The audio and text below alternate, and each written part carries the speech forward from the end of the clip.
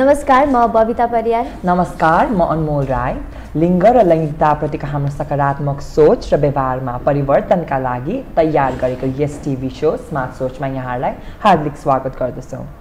सदा चाहिँ आज पनि हामी हजुरहरू माझ उपस्थित भइसकेका छौँ। विभिन्न व्यक्तित्वहरूसँग भलाकुसारी गर्दै आइरहेका छौँ। हाम्रो सोचलाई कसरी स्मार्ट बनाउने भन्ने कुरामा हामी छलफल गरिरहेका छौँ। आज पनि त्यसै विषयमा आधारित रहेर छलफल गर्नेछौँ र आज हामीसँग यस्तो एउटा गेस्ट हुनुहुन्छ जो चाहिँ महिला कानुन र विकास मञ्चमा अधिवक्ताको रूपमा रहेर काम गरिरहनु भएको छ। उहाँको नाम नवीन कुमार श्रेष्ठ हुनुहुन्छ। आउनुहोस् उहाँलाई कार्यक्रममा स्वागत गरौँ। स्वागत छ सर कार्यक्रममा। धन्यवाद हजुर। हजुर सर, हजुर चाहिँ अब अधिवक्ता भएर काम गरिरहनु भएको छ अनि हजुर चाहिँ यो अधिवक्ता भएर काम गरिरहँदा चाहिँ नेपालमा बनेका नियम जुन छन् नि, नियम नीति तथा ऐनहरू चाहिँ के हजुरलाई हजुरको विचारमा चाहिँ के त्यो चाहिँ लिङ्ग मैत्री छ जस्तो लाग्छ? यो अहिलेको कानुनको बारेमा हामीले अध्ययन गर्ने हो भने लगभग अहिले चाहिँ नि धेरै कानुनहरू परिमार्जित हुँदै आएको छ। हामी चाहिँ नि अब एक हिसाबले सोच्ने हो भने 2054, 55, 56 सालको कानुन र अहिलेको कानुनलाई दाज्ने हो भने धेरै परिवर्तन भइसकेको छ। त्यतिखेर हामीले देखेको के थियो भन्दाखेरि हाम्रो 108वटा कानुनमा चाहिँ नि हामीले डिस्क्रिमिनेसन देखेका थियौँ, भेदभावपूर्ण कानुनहरू देखेका थियौँ। त्यो लैङ्गिक मैत्री थिएन, खालि यो एक हिसाबले भन्ने हो भने पुरुषलाई मात्रै दिएको अधिकारका जस्ता कुराहरू त्यसमा थिए।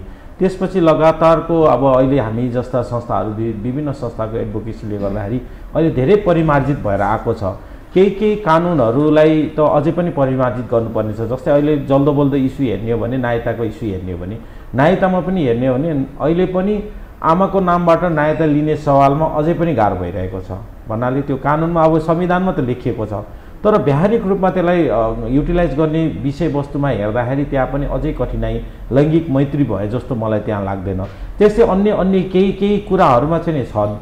तथापि पहिलाको दाजुमा र अहिलेको कानुन हेर्दाखेरि केही परिमार्जितहरू भइरहेको अवस्था चाहिँ छ र यो अब एडभोकेसी निरन्तर भयो भने त्यो खालको चाहिँ कानुनहरू निर्माण हुँदै जान्छ भन्ने मलाई लाग्छ।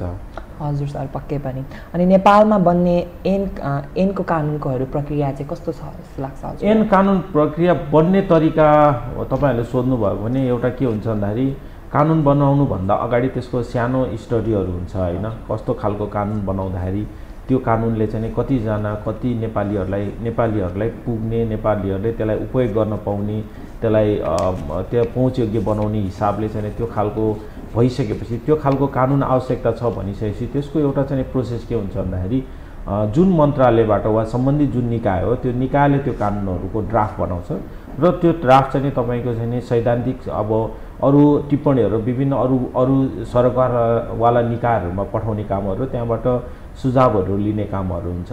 त्यसपछि त्यसलाई चाहिँ नि अब मन्त्री परिषदमा लगेर सैद्धान्तिक सहमति भन्छ कानुनी भाषामा, त्यो सहमति लिने कामहरू हुन्छ। यो कानुन हाम्रो निकायबाट बनाउँदैछ र यसलाई चाहिँ मन्त्री परिषदबाट पारित गर्नु पर्यो भन्ने खालको हुन्छ र त्यो बनिसकेपछि त्यहाँबाट आइसकेपछि त्यसलाई चाहिँ हाम्रो अहिलेको प्रतिनिधि सभामा पेश गरिन्छ र प्रतिनिधि सभाबाट त्यसलाई अब त्यहाँ प्रतिनिधि सभामा त्यसमा अब छलफल डिस्कस सबै हुन्छ, छलफलहरू हुन्छ। त्यसमा चाहिँ अब थपघट हुनसक्छ वा त्यसमा परिमार्जितहरू हुनसक्छ वा त्यो कानुन चाहिँ आवश्यक नै छैन भनेर उहाँहरूले रिजेक्ट पनि गर्न सक्नुहुन्छ वा कानुन चाहिन्छ भनेपछि उहाँहरूले त्यसलाई पारित गर्नुभयो भने हाम्रो चाहिँ सम्मानित राष्ट्रपति समक्ष लगेर त्यसलाई प्रमाणित गर्ने कामहरू त्यसरी एउटा ऐनको प्रोसेस त्यसरी हुन्छ। यो विभिन्न कानुनहरू छ। जस्तै हामीसँग संविधान छ, संविधान तपाईँ हामी सबैलाई थाहा छ कसरी बन्यो भन्ने कुरा।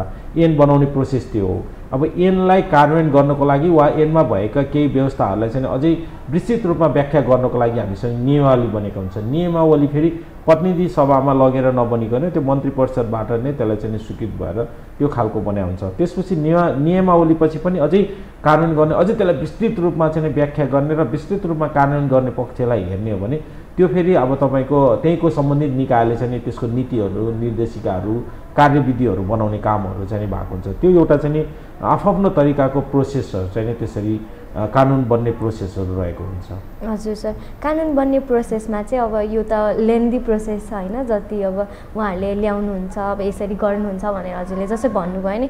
अब यो ऐन कानुन बनाउँदाखेरि चाहिँ लक्षित व्यक्तिहरू हुनुहुन्छ नि जसको लागि कानुन बनाइरहेको छ, उहाँहरूको सहभागिता चाहिँ कस्तो हुने गर्दछ त?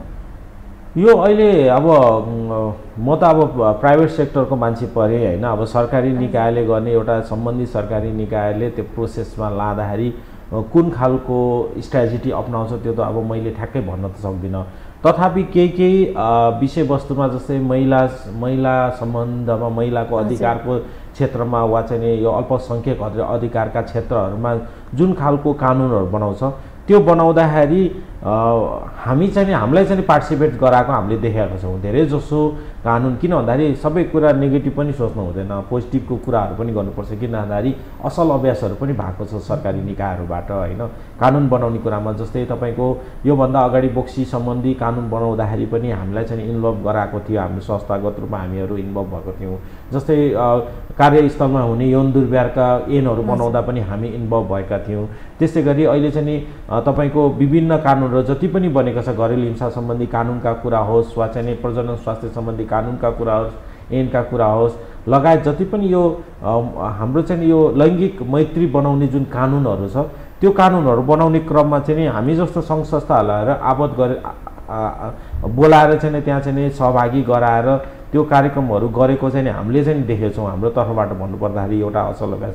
तथापि हामीले केही कमी कमजोरी त्यहाँ अझै पनि देखेका छौँ। कस्तो भन्दाखेरि जुन टार्गेट जुन मान्छेलाई समातेर जुन समुदायलाई समातेर त्यो कानुन बनाइदिएछ त्यो समुदायलाई त्यहाँ गएर उहाँहरूलाई इन्भल्भ गराउने कुरामा अलिकति चुकेको कि भन्ने कुरा चाहिँ कतै कतै हामीले देखेका पनि छौँ। त्यो सानो ग्यापहरू चाहिँ हामीले देखेका छौँ। जस्तै हामीले देख्दाखेरि अल्पसङ्ख्यकका कुराहरूलाई समेट्नको लागि अल्पसङ्ख्यकका समुदायलाई चाहिँ त्यहाँ अलिकति समेट्न नसकिएको हो कि जस्तो पनि देखिन्छ। जस्तै अपाङ्गता भएकाहरूको कुरालाई समेट्नु पर्दाखेरि उहाँहरूलाई पनि त्यहाँ कुरा अलि त्यहाँको समुदायलाई अलिक नसमेटिएको कि भन्ने जस्तो पनि देखिन्छ। र कानुन नै हेर्दाखेरि पनि अझै पनि हाम्रो निकायहरूमा कस्तो दृष्टिकोण छ भन्दाखेरि सरकारी निकायहरू जसले सम्बन्धित निकाय छ जसले कानुन बनाउनुहुन्छ उहाँहरूले खालि महिला र पुरुषलाई मात्रै ध्यान दिएर उहाँहरू त्यसमा चाहिँ अलिकति ड्राफ्टिङ गर्ने कामहरू गएको हामीले देखेका छौँ। त्यो सानो होलहरू चाहिँ की होलहरू मैले बताइरहेको छु। जस्तै उहाँहरूले ड्राफ्ट बनाउँदा पनि के सोच्नुहुन्छ र पुरुष र महिलाको लागि भनेर लैङ्गिक मैत्री पुरुष र महिलाको लागि भन्ने कन्सेप्टले चाहिँ उहाँहरूले डेभलप गरेको चाहिँ हामीले देखेका छौँ। तथापि पछि अब हामीले पनि हामीलाई बोलाउँदाखेरि हामीले पनि यसमा चाहिँ अब अल्पसङ्ख्यक समुदायहरूलाई पनि राख्नु पर्यो, के अरे अपाङ्गता भएका समुदाय पनि राख्नु पर्यो। अझै अहिले त बाल अधिकारका कुराहरू आइरहेको छ। बाल अधिकारको कुरा गर्दाखेरि बाल सङ्गठनहरूलाई पनि अलिकति आबद्ध गराउनु पर्यो भन्ने खालको अलिकति हामीले सजेसहरू पनि दिने कामहरू चाहिँ हामीले गरेका छौँ।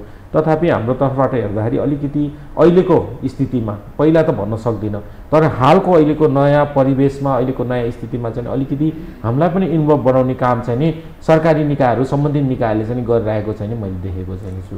हजुर, तपाईँले भन्नुभएको जस्तै हजुरको कुराहरू सुन्दाखेरि चाहिँ अब हाम्रो जुन ऐन कानुनहरू छ नि यो ऐन कानुनहरू बनाउने क्रममा कार्यविधिहरू बनाउने क्रममा चाहिँ हाम्रो यो कार्यविधि ऐनहरूले चाहिँ नेसनल लेभलको अवार्डहरू पनि पाएको हामीले सुनेका छौँ। तर पनि हामीलाई किन अहिलेसम्म अनुभूति हुँदैन कि यो बनेका ऐन कानुन चाहिँ हाम्रै लागि हो भनेर किन अनुभूति हुन सकिरहेको छैन? यो चाहिँ नि कस्तो भन्दाखेरि यो मैले देखेको चाहिँ एवेरनेसको पार्ट हो। तपाईँले भन्नुभएको कुरामा चाहिँ एवेरनेसको पार्टलाई अझै पनि तपाईँको अगाडि बढाइरहेको मैले देखेको छैन सरकारी निकायहरूबाट सम्बन्धित निकायहरूबाट। जस्तै हाम्रो सूचनाको अधिकारको सूचना हकका कुराहरू गर्छौँ होइन। एउटा ज्वलन्त उदाहरण तपाईँलाई नै सोध्न चाहन्छु अहिले म होइन। हाम्रो नेपालमा कतिवटा मात्रै भन्छु, नाम चाहिँ बताउनु पर्दैन। तपाईँहरूलाई कतिवटा औषधिहरू हाम्रो नेपालमा चाहिँ फ्रीमा पाइन्छ भन्ने कुरा तपाईँहरूलाई थाहा छ कि थाहा छैन? जुन चाहिँ सञ्चारकर्मीज्यू हुनुहुन्छ तपाईँहरूलाई थाहा छ कि थाहा छैन?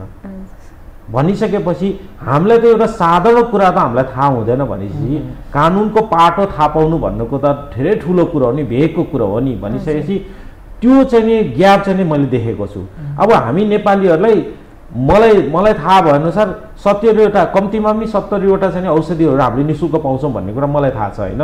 अब त्योभन्दा बढी पनि हुनसक्छ तर म ग्यारेन्टी त अहिले पनि गर्न सकेको छैन। म एउटा अधिवक्ता भएको नाताले पनि मैले गर्न सकेको छैन भनिसकेपछि त्यो एउटा मान्छेहरूले पाउनुपर्ने सूचना जुन छ त्यो सूचना नै सप्रेसन नभइसकेपछि अनि हामीले कसरी भन्छौँ कि त्यो कानुन हाम्रो लागि चाहिँ पनि बनेको भनेर हामीले कसरी गेस गर्न सक्छौँ एउटा होइन। दोस्रो कुरा चाहिँ कस्तो हुन्छ भन्दाखेरि कानुन पढ्दै जाँदाखेरि कानुनी भाषा भनेको यस्तो भेग हुन्छ नि, सर्वसाधारणले बुझ्नै सक्दैन कतिपय कुरामा। हामीले पनि हामी वकिल अधिवक्ता भएको नाताले हामीलाई पनि कति आरोप पाउँछ, यो वकिलहरूले र वामै खेलाएर हामीलाई चाहिँ हराइदिने जिताइदिने काम गर्छ भन्छ होइन।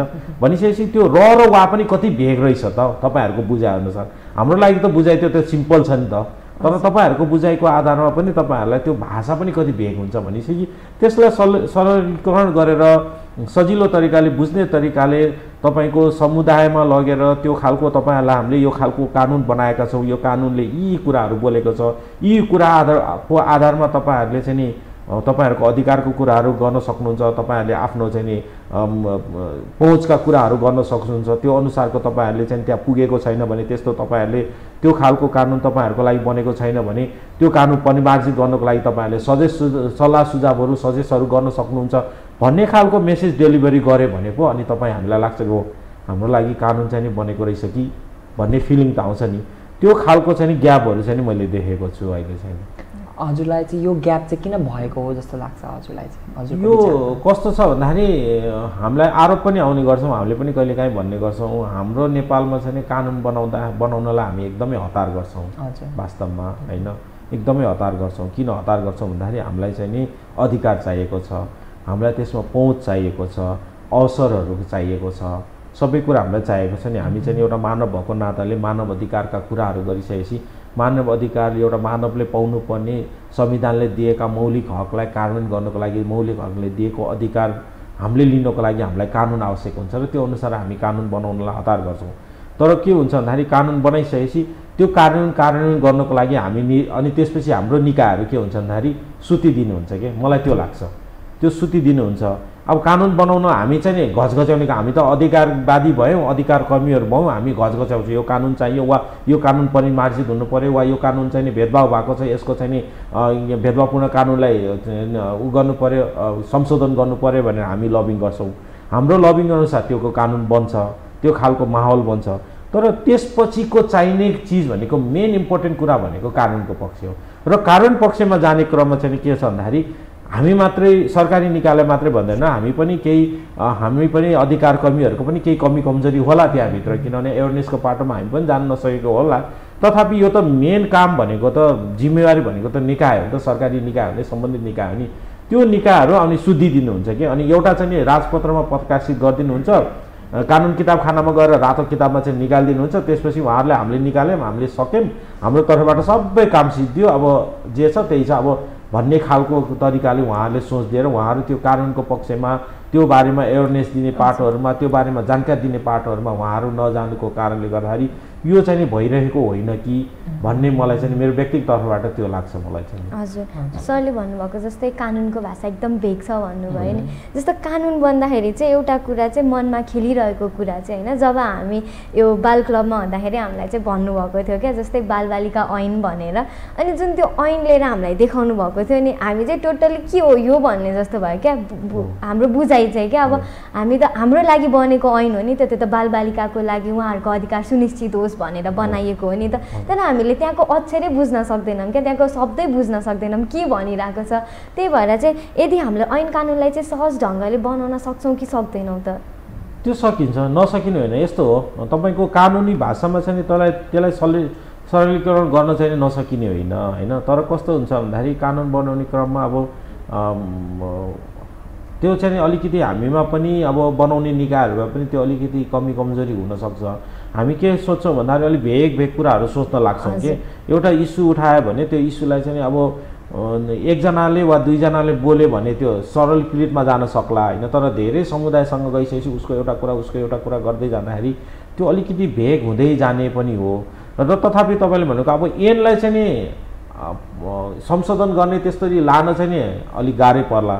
तर एउटा कुरा के हो भन्दाखेरि तपाईँले भन्नुभयो जस्तै भएको कुरालाई चाहिँ नि सरलीकरण गरेर बुझ्ने तरिकाले चाहिँ नि अब त्यसको खालको एउटा एवेरनेसको पाटो चाहिँ नि अब लानुपर्छ। किन भन्दाखेरि त्यो लगिएन भने पनि तपाईँले सुरुमा हेर्दा के हो भने जस्तै, तर पछि तपाईँले बुझाउँदै गएपछि त्यो तपाईँले पनि सजिलो लाग्दै जान्छ नि त। ऐनमा अहिले अब तपाईँले त्यतिखेर के भन्नुभएको थियो, अहिले बालबालिका सम्बन्धी ऐन हेर्नुभयो भने तपाईँलाई सजिलो पनि लाग्छ, किनभने तपाईँ बुझ्दै जानु भएको छ नि त त्यो कुरामा। यसले भनेको यो हो, यो विषय यो शब्दमा यसले यो भन्न खोजेको यसले यो हो भन्ने कुरा तपाईँलाई बुझाउँदै गएपछि तपाईँ बुझ्दै जानुहुन्छ नि त।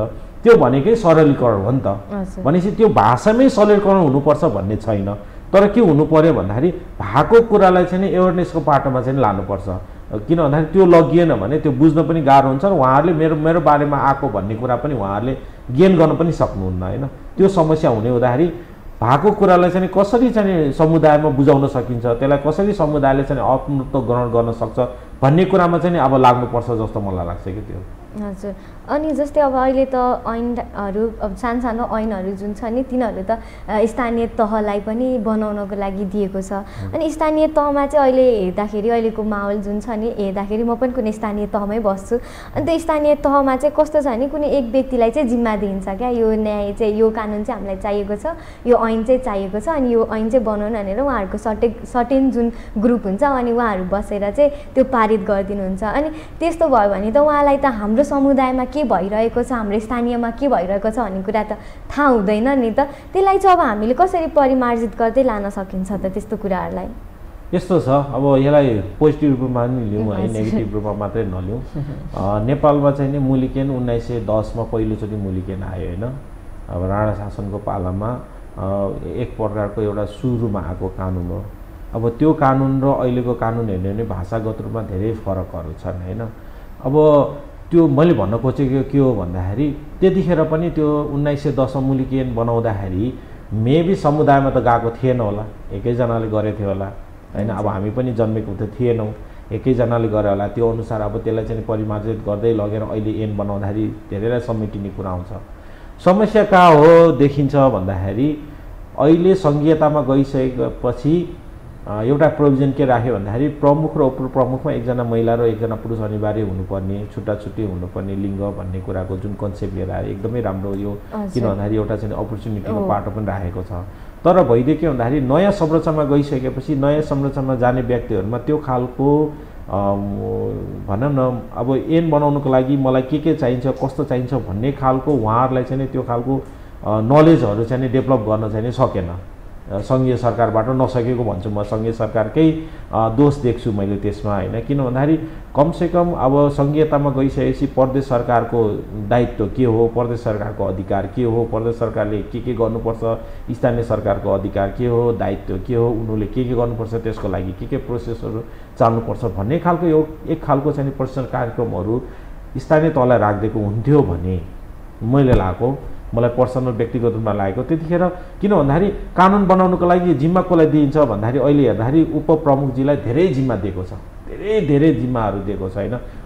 आर्थिक पाटोदेखि लिएर यो स्वास्थ्य पाटोदेखि लिएर हरेक कुराको जिम्मेवारी चाहिँ उपप्रमुखलाई दिएको छ। र नेपालमा अहिले के छ भन्दाखेरि उपप्रमुखज्यूहरू धेरैभन्दा धेरै ठाउँमा महिलाहरू हुनुहुन्छ।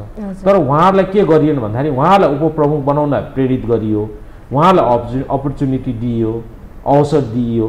तर के गरिएन भन्दाखेरि उहाँहरूलाई अवसर दिँदै पनि उहाँहरूलाई त्यो खालको नलेज डेभलप गर्ने खालको स्किलहरू चाहिँ नै डेभलप गरेन सरकारले होइन।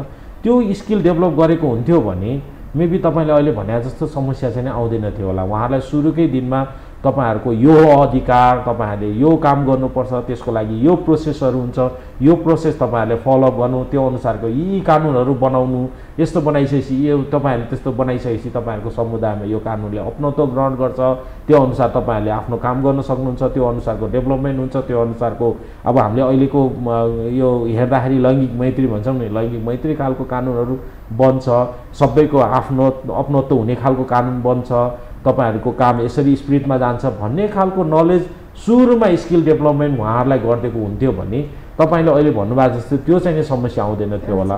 तथापि उहाँहरुले जे गर्नु भएको छ, मलाई मेरो हृदयदेखि भन्नु पर्दाखेरि उहाँहरुले अहिलेसम्म जे काम गर्नु भएको छ एकदमै राम्रै गरिराख्नु भएको छ। के कमी कमजोरीहरु चाहिँ अवश्य नै छ। तपाईले भन्दै चाहिँ एकजनाले नै, किनभने उहाँलाई त्यो थाहै छैन कि उहाँलाई के थाहा छैन भन्दाखेरि यो कानुन बनाउनको लागि एकजनाले ड्राफ्ट गर्ने, हुन त गर्ने त एकैजनाले ड्राफ्ट हो है, फेरि त्यो 10 जना बसेर ड्राफ्ट गर्न चाहिँ सकिँदैन, गर्ने एकजनाले ड्राफ्ट हो।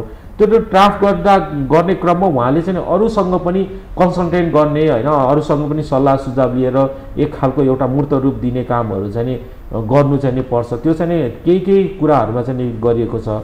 केही ठाउँमा र धेरै ठाउँमा त म भन्दिनँ, तर केही ठाउँमा राम्रो प्र्याक्टिसहरु पनि भएको छ र केही ठाउँमा तपाईले भने जस्तै त्यो ग्यापहरु चाहिँ देखिएको अवस्था चाहिँ छ। हजुर सर, अनि अहिले हाम्रो यौनिक तथा लैङ्गिक अल्पसङ्ख्यक समुदायहरूको लागि कानुन धेरै बनिएको पनि छ होइन, किनकि 2001 देखि बुरामा सोसाइटीले गरिराख्नु भएको हार्डवर्कको अहिलेको रिजल्ट हेरिकन त धेरै कति कुराहरूमा इम्प्रुभ पनि भएको छ। तर यो कुरा हाम्रो लागि बनेको कानुनहरूलाई चाहिँ किन सिरियसली लिँदैन र किन अहिले पनि राम्रोसँगको प्र्याक्टिस भएको छैन, इम्प्लिमेन्टेसन भएको छैन जस्तो लाग्छ हजुरलाई? यो अल्पसङ्ख्यकको इस्यु चाहिँ नि हामीले पनि उठाइरहेका छौँ होइन, धेरै पहिलेदेखि उठाइरहेको हामीले त अल्पसङ्ख्यक समुदाय, सीमाङ्कृत समुदायहरूलाई पनि, दलित समुदायहरूलाई, अपाङ्गता भएका व्यक्तिहरूको समुदायहरूलाई पनि इन्क्लुड गर्ने गरी अब चाहिँ नि पिछडिएका वर्गहरूको लागि पनि एक खालको चाहिँ नि यो खालको माहौल क्रिएट गर्ने र त्यो खालको कानुनहरू आउनुपर्छ, त्यो खालको व्यवहार हुनुपर्छ, त्यो खालको कानुन हुनुपर्छ भनेर धेरै लामोदेखि लबिङ गर्दै आएको हो। तथापि अझै पनि के छ भन्दाखेरि तपाईँ हामीलाई थाहा छँदैछ होइन, अब तपाईँको जहिले पनि अब हाम्रो अहिलेको हेर्नुहुन्छ भने फर्महरू पनि हेर्नुहुन्छ भने त्यहाँ पनि महिला पुरुष नै लेखिएका हुन्छन्, आमा बुवा नै लेखिएका हुन्छन् होइन। अब हाम्रो त अहिले समुदायमा के छ भने पुरुष बिच पनि विवाह हुने चलन आइसकेको छ होइन, महिला बिच पनि विवाह हुने चलन आइसकेको छ। तथापि त्यसलाई चाहिँ अझै पनि नेपाल सरकारले मान्यता दिन सकिरहेको छैन। मैले भने नि अघि नै भने अब तपाईँ त अल्पसङ्ख्यकको कुरा गर्नुहुन्छ, यहाँ त नेपाल सरकार कस्तो छ भन्नुहुन्छ भन्दाखेरि महिलालाई नै अधिकार दिनको लागि अझै पनि हिचकिचाउने कामहरू गरिराख्नुहुन्छ कि।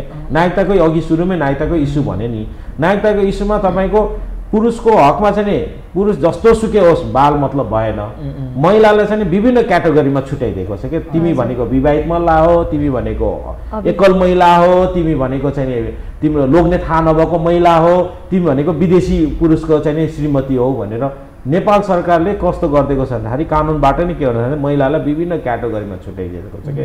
अब पुरुषलाई त्यो क्याटेगोरीमा कसैलाई पनि छुट्याएको छैन।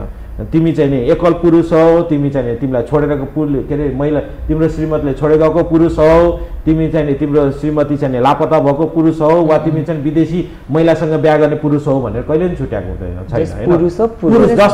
पुरुष you are men, only you are men, उसलाई क्याटेगोरी गरेको छैन। तर महिलालाई क्याटेगोरी गरेको छ।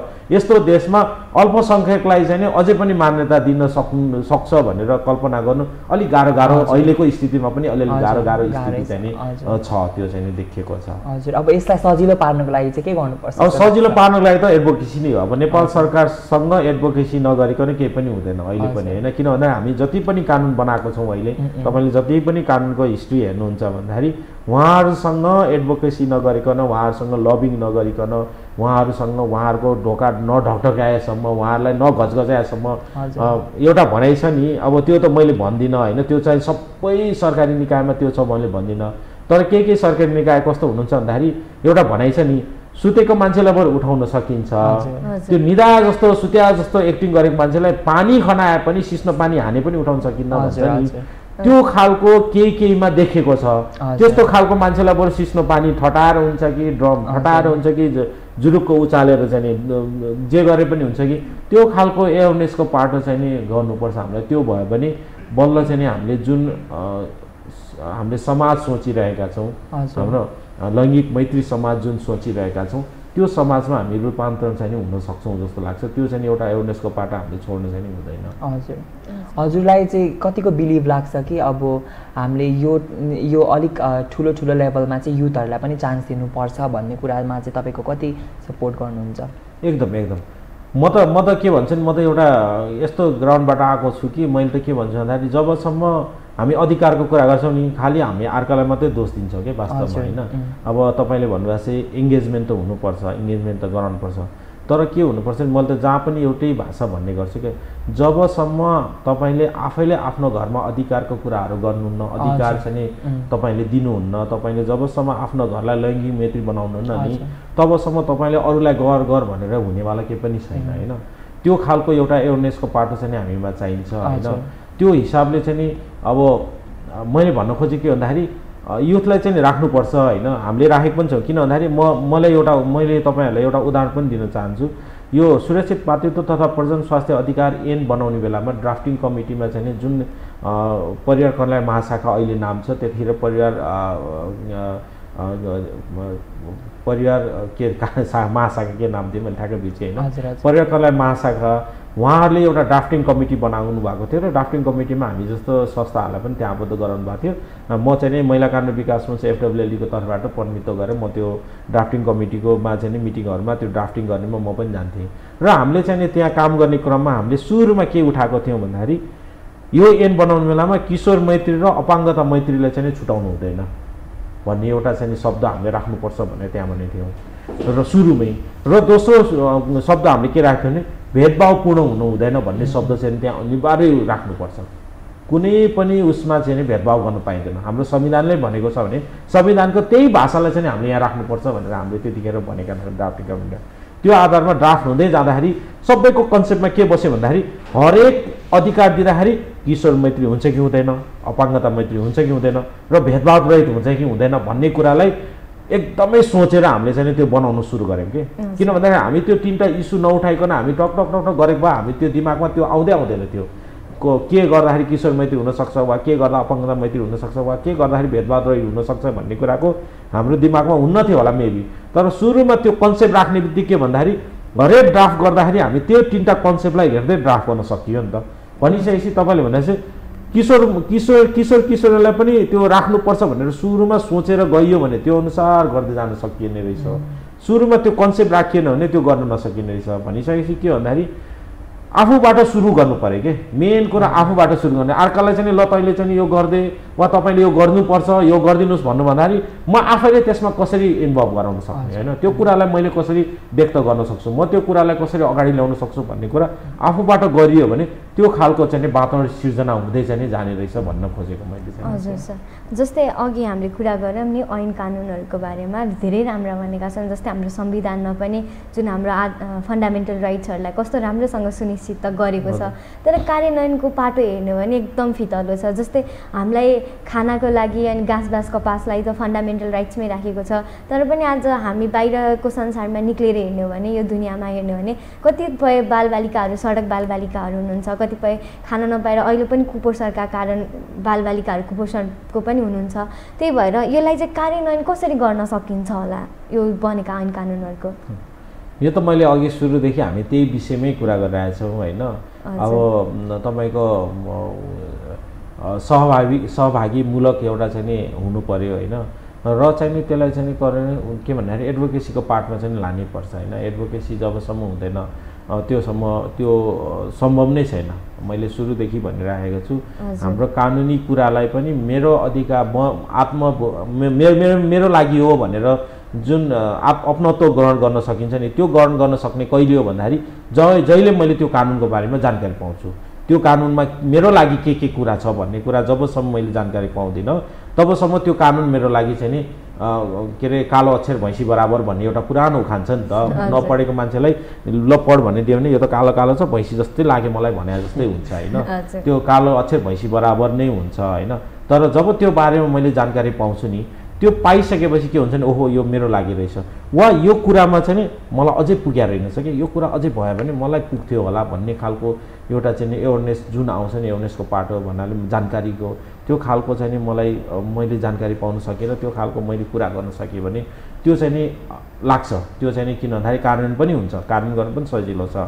र चाहिँ नि तपाईँले भन्नुभएको चाहिँ एकदमै हो, त्यो चाहिँ व्यावहारिक रूपमा हेर्नुहुन्छ भन्दाखेरि एकदमै कठिन पनि छ। र एउटा कुरा के पनि भन्छु भन्दाखेरि हामी कानुन चाहिँ बनाउँछौँ तर हाम्रो भौगोलिक बनावटले पनि त्यसलाई चाहिँ अझै इम्प्लिमेन्टेसन गर्न गाह्रो दिएको हो कि जस्तो मलाई लाग्छ। जस्तै म अस्ति भर्खर अब त्यो भन्दा केही समय अगाडि म रोल्पा पनि गएर आएँ होइन, अनुगमनमा गएर आएको छु। यो प्रजनन स्वास्थ्य सम्बन्धी नै कार्यक्रम लिएर अनुगमनमा गएको थिएँ। अस्ति भर्खर डोटी गरेर हिजो बल्ल फर्केर आएको छु। यो अनुगमनको क्रममा जाँदाखेरि पनि कस्तो देखेँ भन्नुहुन्छ भन्दाखेरि हामीले त्यहाँनिर कस्तो राम्रो कानुन बनेको छ क्या तपाईँको नीतिको बनेको छ भन्दाखेरि प्रसुति व्यथा लाएर उसलाई रिफर गर्नु पर्यो, त्यहाँ स्वास्थ्य चौकीमा सकिएन उसलाई रिफर गर्नु पर्यो वा गर्भपतनको केसमा पनि त्यहाँ क्रिटिकल सिचुएसन आएर रिफर गर्नु पर्यो वा चाहिँ तपाईँको वृद्ध विद्यालय पनि एकदमै सिकिस्त भएर उहाँलाई रिफर गर्नुपर्ने त्यहाँ स्वास्थ्य संस्थामा नभएर रिफर गर्नु पर्यो।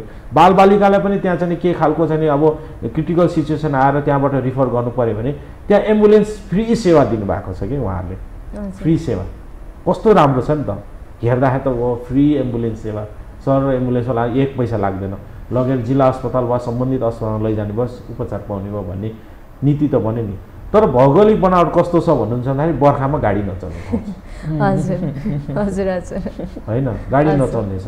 हामीलाई त वास्तवमा भने हामी नेपालीले त भौगोलिक बनावटले पनि कहिलेकाहीँ ठगेकै जस्तो पनि लाग्छ क्या मलाई, किन भन्दाखेरि त्यो हेर्दाखेरि नि अब फिल्ड एम्बुलेन्स सेवा उहाँहरूले दिनुभएको छ, अब बर्खामा चाहिँ गाडी चल्ने बाटै छैन त्यहाँ। अहिले मजाले गाडी हामी जाँदाखेरि गाडीमा गयौँ, हिँड्यौँ होइन, डुल्यौँ, सबै हेऱ्यौँ, राम्रै कच्ची बाटो छ, मजाले गएको छ, ठाउँ ठाउँमा अलिकति पहिरो गएको छ, हिलो छ, गाडीले तान्न गाह्रो भएको छ, हामी झऱ्यौँ, ढकाल्यौँ, लिएर गयौँ होइन। अब त्यो ठाउँमा त बर्खामा पानी पर्दा त कसरी सम्भव हुन्छ त्यो ठाउँमा भनिसकेपछि एउटा त छ, तर हामीलाई अलिकति भौगोलिक बनावटले पनि हामीलाई ठगेकै नै छ। तथापि त्यस्तो कुरामा चाहिँ नि अझै पनि स्थानीय तहहरूले अलिकति प्रोसेस चाहिँ नि गरिरहेको छ होइन। त्यो किन भन्दाखेरि पहिला गोरेटो बाटो थियो, मान्छेले बोकेर लानु पर्थ्यो, कमसेकम अहिले एम्बुलेन्स जाने बाटो त बनायो नि। भोलि त्यो ठाउँमा अब अलिकति बनाइसकेपछि पिच बनाउला, त्यसपछि सहर होला।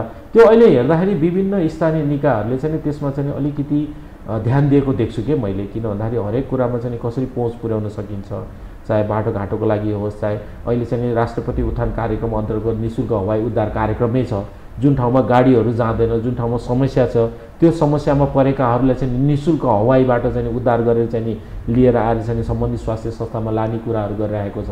त्यो प्रसुति तथा नवजात शिशुहरूको लागि त्यो व्यवस्थाहरू भनिसकेपछि अलिकति कार्यान्वयनको पाटो चाहिँ गएको छ। तथापि त्यो चाहिँ अपुग भइरहेको चाहिँ मैले देखेको छु। र चाहिँ नि अब फेरि कस्तो छ नि, अलिकति हाम्रो सोसाइटीको सोचाइ पनि कस्तो छ भन्दाखेरि अहिले त अलिकति मातृसत्तात्मक सोच चाहिँ अलिअलि भइरहेको छ। तथापि हामी अझै पनि के छौँ भन्दाखेरि पितृसत्तात्मक सोचमा अझै पनि गाजिएका छौँ। चाहे त्यो महिलाबाट होस्, चाहे पुरुषबाट होस्। मैले पुरुषहरूलाई मात्र दोष दिन खोजेको होइन। यहाँ कस्तो छ भन्दाखेरि सासूले चाहिँ बुहारीलाई दुःख दिने होइन, अब जेठानीले देउरालीलाई दुःख दिने, वा देउरानीले जेठानीलाई दुःख दिने, वा चाहिँ बुहारीले सासूलाई दुःख दिने, जुन कन्सेप्ट यो पितृसत्तात्मक सोच जुन छ नि, त्यो चाहिँ अझै पनि हट्न सकेको छैन, जसले गर्दाखेरि कार्यान्वयनको पाटोमा चाहिँ हामीलाई समस्या चाहिँ आइरहेको देख्छु मैले। सर, अब आगामी दिनहरूमा चाहिँ हाम्रो जुन यो ऐन कानुनहरू बनाउँदा चाहिँ हजुरको विचारमा कसरी बनाउँदा चाहिँ उचित हुन्छ जस्तो लाग्छ? यो कानुनहरू अब लगभग हामीलाई चाहिँ मलाई लागेको है, हामीलाई कानुन बनाउनको लागि हामीले चाहिँ हाम्रो परिवेशलाई चाहिँ अलिकति अध्ययन गर्नुपर्ने हुन्छ होइन। त्यो परिवेश अध्ययन गर्ने क्रममा चाहिँ अलिकति हाम्रो सोसाइटीले लैङ्गिक मैत्री बनाउनको लागि कस्तो कस्तो कुराहरूलाई चाहिँ अलिकति ध्यान दिनुपर्छ जस्तो लाग्छ क्या। व्यावहारिक ध्यानहरू जस्तै परिवार र समाजले कस्तो सोच्छ, जस्तै जन्मिने बित्तिकै होइन त्यो बच्चालाई कसरी बिहेभियर गरिन्छ, कस्तो खालको बिहेभियर गरिन्छ, परिवारले कस्तो खालको बिहेभियर गर्छ, अब छोरी जन्मिँदा कस्तो बिहेभियर गर्छ, छोरा जन्मिँदा कस्तो बिहेभियर गर्छ भन्ने कुराले पनि अलिकति ध्यान दिनुपर्छ। किन भन्दाखेरि हाम्रो छ नि त अझै पनि पहिलादेखिको अहिले त अलि अब त्यो छैन होला, मेबी त्यो धेरै ठाउँमा त्यो छैन होला, तर पहिला भनाइ छ नि त, एउटा उखानै छ नि त, छोरा पाए खसी, छोरी पाए फर्सी भन्ने जस्ता होइन, मर्दका हजारवटा जुत्ता हुन्छन् होइन, त्यस्ता खालको जुन त्यो समय त्यो परिवेशबाट आएको हाम्रो समाज त हो नि त। त्यो खालको हुनको लागि त्यही भएको हुनाले अहिले समाजले कसरी हेर्छ भन्ने कुरालाई पनि अलिकति ध्यान दिनुपर्छ, र हाम्रो परिवारले पनि कसरी हेर्नुपर्छ भन्ने कुरालाई पनि ध्यान दिनुपर्छ त्यो खालको होइन। त्यस्तै गरी अब तपाईँको जन्मिसकेपछि छोरा मान्छे लाउने लुगाका कुराहरू, छोरी मान्छे लाउने लुगाका कुराहरूलाई उनलाई दिने खेलाउनाका कुराहरूको होइन, त्यस्तै गरी धर्म संस्कृति छोरी मान्छेले अब एउटा छ नि त हाम्रो चाहिँ मिन्स भयो भने पूजाकोठी नछिर्ने, भान्साकोठा छिर्न नदिने, पूजाकोठी छिर्न नदिने, त्यस्तो खालको जुन छ नि त्यो खालको धर्म संस्कृतिको नाममा चाहिँ महिलामाथि अब सुदूरपश्चिममा अझै पनि छाउपाडी कतिपय ठाउँमा त धेरै ठाउँमा चाहिँ हटिसकेको छ। अब मैले डोटीमा चाहिँ लगभग देखिनँ होइन, अब डोटीमा गएँ त्यस्तो छाउपाडी गोठहरू मैले देखिनँ, मैले जति ठाउँमा गएँ होइन, अलिकति रूपान्तरण हुँदै आएको छ। त्यस्तो कुरालाई विचारहरूका कुराहरू, विश्वासका कुराहरू कस्ता छन् भन्ने कुरालाई पनि अलिकति ध्यान दियो भने होइन। जस्तै गरी शिक्षाका कुराहरू, शिक्षा उसले लिने, छोरी मान्छेलाई शिक्षा दिने कुराहरू, छोरा मान्छेलाई शिक्षा दिने कुराहरू, वा चाहिँ पाठ्यक्रममै कस्तो खालको कुराहरू होइन। त्यस्तै गरी शैक्षिक संस्थामा उसलाई गर्ने व्यवहारका कुराहरू, उसलाई कस्तो खालको व्यवहार गरिन्छ, अब छोरी मान्छेलाई कस्तो गरिन्छ, छोरा मान्छेलाई कस्तो गरिन्छ, कानुन बनाउँदाखेरि यी कुराहरूले विशेष ध्यान दिन सकियो भने यी पाटोहरूलाई चाहिँ विशेष ध्यान दिन सकियो र त्यसलाई चाहिँ लैङ्गिक मैत्री बनाउने खालको त्यो पाटोलाई हेरिसकेपछि के हुन्छ भन्दाखेरि जसले कानुन बनाउन जानुभएको छ नि यी पाटोलाई हेऱ्यो भने ओहो यो खालको कानुन बनायो भने बल्ल लैङ्गिक मैत्री हुने रहेछ है भन्ने कुरा बल्ल उसलाई थाहा हुन्छ कि गेन हुन्छ भनिसकेपछि यी पाटोलाई हेरेर अलिकति त्यो खालको स्टडीहरू त्यो खालको चाहिँ एक्सर्साइजहरू गर्न सक्यो भने लैङ्गिक मैत्री बनाउन कानुन बनाउन चाहिँ नि सजिलो पनि हुन्छ र त्यो खालको कानुन बन्नुपर्छ भन्ने पनि मलाई लाग्छ। हजुर पक्कै पनि सर। अब हामी कार्यक्रमको अन्त्यतिर पनि आइसकेको छौँ। तपाईँ अन्त्यमा चाहिँ हाम्रो अडियन्सहरूलाई के भन्न चाहनुहुन्छ? अन्तिममा सबैलाई यो जो हेरिराख्नु भएको छ उहाँहरूलाई के भन्न चाहन्छु भन्दाखेरि हामी लैङ्गिक मैत्री समाज निर्माण गर्ने भने तपाईँ आफ्नै घरबाट चाहिँ नि सुरु गर्नुहोस् हैन। आफ्नै घरबाट सुरु गर्नुहोस्, आफ्नै घरमा अधिकारका कुराहरूको सुरु गर्नुहोस्। तपाईँले गर्ने व्यवहारहरू कस्तो छन् घरमा त्यो कुरा गर्नुहोस्।